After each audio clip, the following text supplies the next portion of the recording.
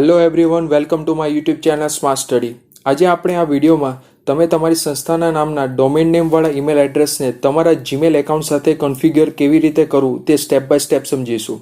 સૌપ્રથમ તમે તમારા જે ઈમેલ એકાઉન્ટને સંસ્થાના ડોમેન નેમવાળા ઈમેલ એડ્રેસ સાથે કન્ફિગર કરવા માંગતા હોય તે જીમેલ એકાઉન્ટમાં લોગિન થાઓ। હવે સેટિંગ પર ક્લિક કરો। હવે સી ઓલ સેટિંગ્સ પર ક્લિક કરો। હવે એકાઉન્ટ્સ એન્ડ ઇમ્પોર્ટ પર ક્લિક કરો। હવે એડ અનધર ઈમેલ એડ્રેસ પર ક્લિક કરો। હવે અહીં તમારા સંસ્થાના નામના ડોમેન નેમવાળા ઈમેલ એડ્રેસને એન્ટર કરો। હવે નેક્સ્ટ પર ક્લિક કરો। Import emails from my other account POP3 ની બાજુમાં ચેકબોક્સ પર ક્લિક કરો। હવે નેક્સ્ટ પર ક્લિક કરો। તમારો પાસવર્ડ દાખલ કરો। અહીં ક્લિક કરશો એટલે અલગ અલગ પોર્ટ નંબર દેખાશે। 995 પોર્ટ નંબર સિલેક્ટ કરો। હવે આ ચેકબોક્સ પર ક્લિક કરો। હવે એડ એકાઉન્ટ પર ક્લિક કરો। હવે યસની બાજુમાં ચેકબોક્સ પર ક્લિક કરો। હવે નેક્સ્ટ પર ક્લિક કરો। તમારું નામ દાખલ કરો। હવે નેક્સ્ટ સ્ટેપ પર ક્લિક કરો।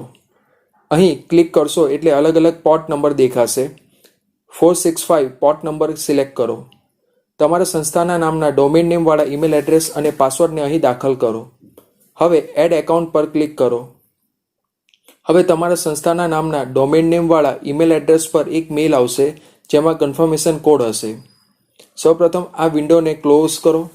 અહીં ક્લિક કરીને પણ તમે તમારા સંસ્થાના નામવાળા ડોમેન નેમવાળા ઈમેલ એડ્રેસ પર આવેલા મેલ જોઈ શકો છો।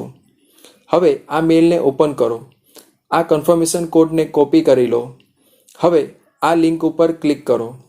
અહીં કન્ફર્મેશન કોડ પેસ્ટ કરો। હવે વેરીફાઈ પર ક્લિક કરો।